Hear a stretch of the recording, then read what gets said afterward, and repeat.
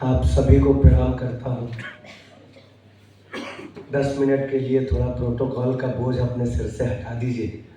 बड़ा अच्छा लगा, मैं काशी से पहली बार आया हूँ। इसका मतलब ये नहीं कि विद्वान नहीं हूँ।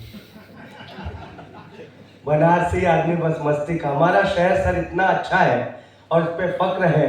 जब आज़ादी की लड़ाई में पूरे हिंदुस्तान में तिरंगे को बैन कर दिया गया था तो बनारसी हलवाइयों ने तिरंगी बर्फी बनाकर अपना योगदान दिया।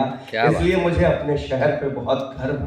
बनारस एक ऐसी नगरी है, बस ऐसे बनाते रहिए। एक ऐसी नगरी है जहां हर किसी को एक न एक दिन जाना ही पड़ता है। अगर वो जीते जी न पहुंच पाया तो घर वाले लुटिया में भर के लेके जाते हैं, लेकिन जाता जरूर। बात कीजिए, आप बनारस के जाम में फंसे हो, आपके आगे कुछ लोग अर्थी लेके जा रहे हो, गलती से आपने उनके पीछे हॉर्न बजाया, अर्थी लिया हुआ आदमी पीछे पलट के बोलता है, इससे भी पहले जाओगे क्या?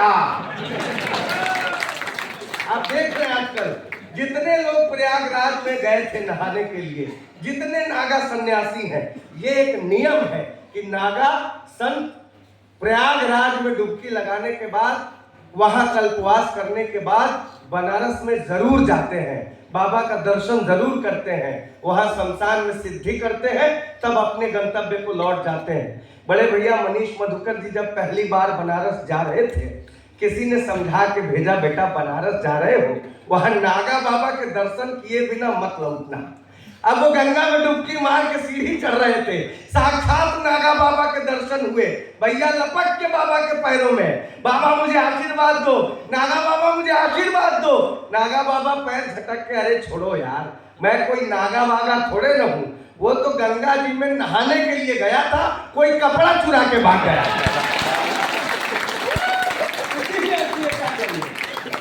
अभी भी उधर कुछ लोग खामोश बैठे हुए हैं। ये प्यार मोहब्बत की बात कर रहे थे, इशारा बालों की लट कर रही है, क्या झंझट कर रही है। इनके जमाने की मोहब्बत और थी। इनके समय वो क्या नाम था, उदय प्रताप सिंह जी कितना बढ़िया कविता लिखे कि हर फैसला होता नहीं सिक्का उछाल कर, ये दिल का मामला है जरा देखभाल कर, मोबाइलों के दौर के आशिक को क्या पता, रखते थे कैसे खत में कलेजा निकाल कर। ये इनके जमाने की मोहब्बत थी, उदय प्रताप सिंह जी ने लिखा। मैंने कहा कि भाई ये मोहब्बत का ट्रेंड बदल गया है। आजकल लड़कियां अक्सर मोहब्बत में कहती है, मैं पापा की परी हूँ। मेरी वाली भी यही कहा करती थी। सर 4 महीने बाद ब्रेकअप हो गया, मैं पापा की परी हूँ। बस ऐसे सुनिएगा नौजवान दोस्तों, कहा मैं पापा की परी हूँ। मैंने कहा तुम बस जबान से बोलो नहीं, सामने आओ, ऐ जाने मन मुझको भी अपना जलवा दिखाओ। छत से ढकेल करके उसे मैंने ये कहा, पापा की परी हो तो जरा उड़ के दिखाओ।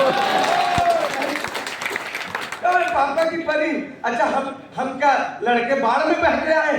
तुम पापा की परी हो तो हम कुछ नहीं है। मैंने आपके स्वाभिमान के लिए 4 पंक्तियां उसके मुंह पे मारी, उसी के बाद ब्रेकअप हुआ।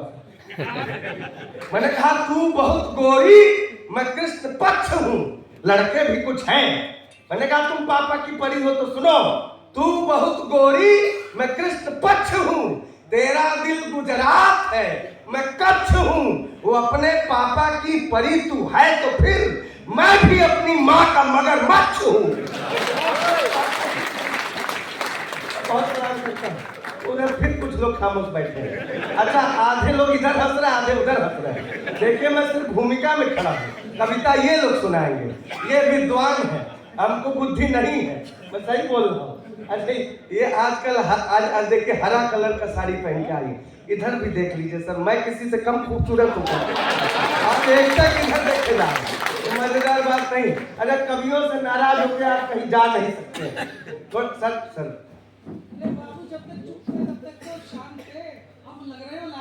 पक्का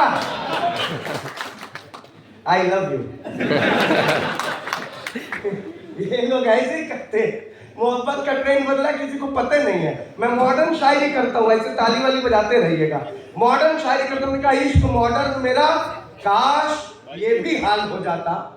इश्क मॉडर्न मेरा, काश ये भी हाल हो जाता।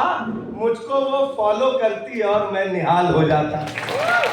इश्क मॉडर्न मेरा, काश ये भी हाल हो जाता। मुझको वो फॉलो करती और मैं निहाल हो जाता। जब कभी इंस्टा पर मैं अपनी फोटो पोस्ट करता तो टच वो 2 बार कर देती तो ये दिल लाल हो जाता। टच वो 2 बार कर देती तो ये दिल लाल हो जाता।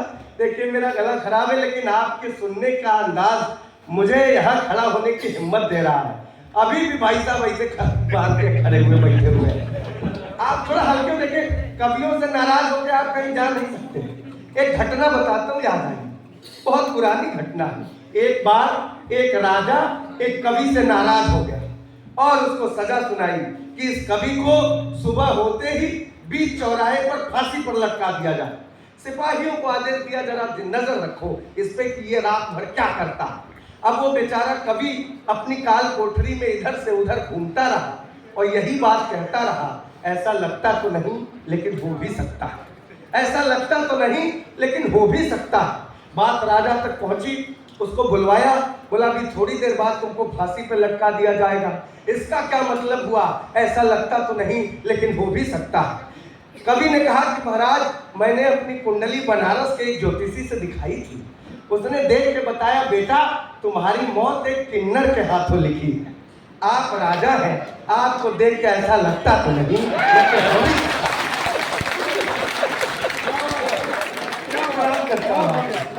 आप लोग कितना बढ़िया सुन रहे हैं, ऐसा लगता तो नहीं लेकिन हो भी सकता है।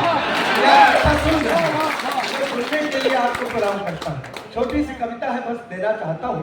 देखिए मैं अपनी कविताओं में किसी पार्टी का नाम नहीं लेता, किसी नेता का नाम नहीं लेता, किसी भी दल का नाम नहीं लेता, दिल से लिखता हूँ और वो दिल से एक व्यंग आप तक पहुंचाने की कोशिश कर रहा हूँ। इस चुनाव में भी आपने देखा होगा, सुनिएगा।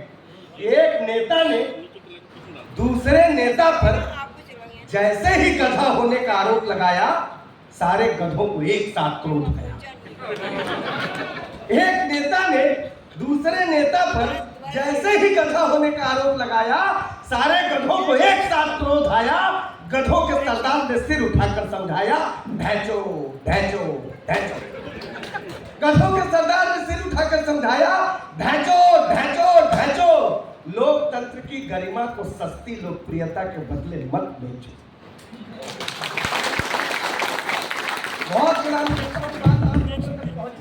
मुझे उम्मीद नहीं थी कि आप तक पहुंचेगी, लेकिन प्रबुद्ध लोग बैठे हुए हैं। गधों के सरदार ने सिर उठाकर समझाया, ढैंचो ढैंचो ढैंचो। लोकतंत्र की गरिमा को सस्ती लोकप्रियता के बदले मत बेचो। हम गधे जरूर हैं, हम गधे जरूर हैं, लेकिन भाषावाद, क्षेत्रवाद, संप्रदायवाद और दंगे फसाद से कोसों दूर हैं। हम गधे जरूर हैं, लेकिन भाषावाद, क्षेत्रवाद, संप्रदायवाद और दंगे फसाद से कोसों दूर हैं। कृपा करके हमें राजनीति में न घसीटें। लोकतंत्र की पवित्र सरिता को निर्मल बहने दें। आदमी को आदमी और गधों को गधा रहने दें। आदमी को आदमी। बहुत प्रणाम करता हूँ, बहुत अच्छा सुना आपने। छोटी सी कविता है, वो सुना करके बैठना चाहता हूँ। और मैं तो अक्सर जैसे देख के हमारे बाल देख के कमेंट कर रहे थे, इनको पता नहीं चल रहा था कि मेल फीमेल में अंतर। ये पहले बैठी हैं बोले, ऐसे लोगों को भ्रम हो जाता है। हालांकि बड़े बाल रखने से बहुत ज्यादा समस्याएं नहीं आती सर, आप तो मत आए, आपके पास तो कोई प्रॉब्लम नहीं है, आपके तो है ही नहीं है। हमें है, 2 समस्याएं होती हैं सर।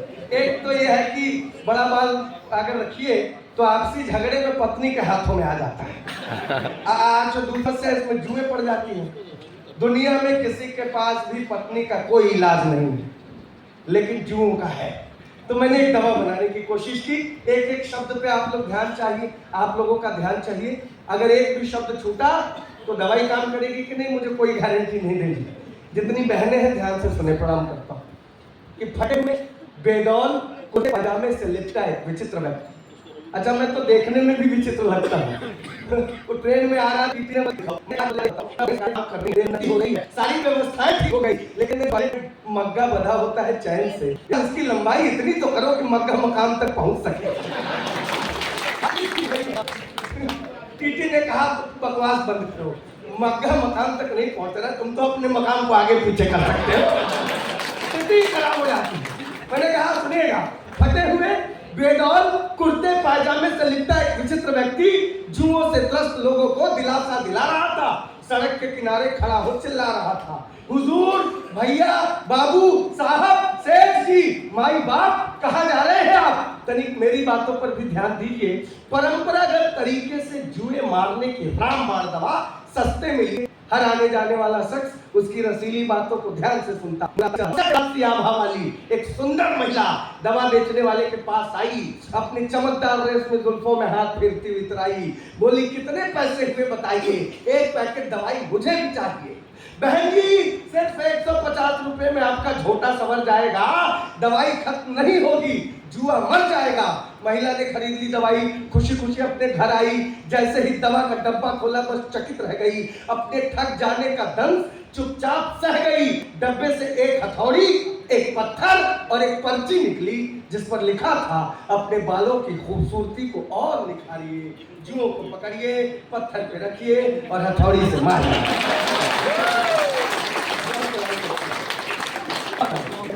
एक कविता जो लेके आया हूँ वो सुना करके अपनी बात समाप्त करता हूँ। मुझे लग रहा है कि समय का भी ध्यान देना है। एक छोटी सी कविता जी मैं सुनाता हूँ।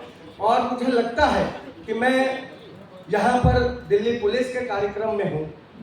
ये कविता अगर न सुनाई मैंने, ये बड़ी है और जननी के चरणों में रखा जाता है, उससे बराबरी की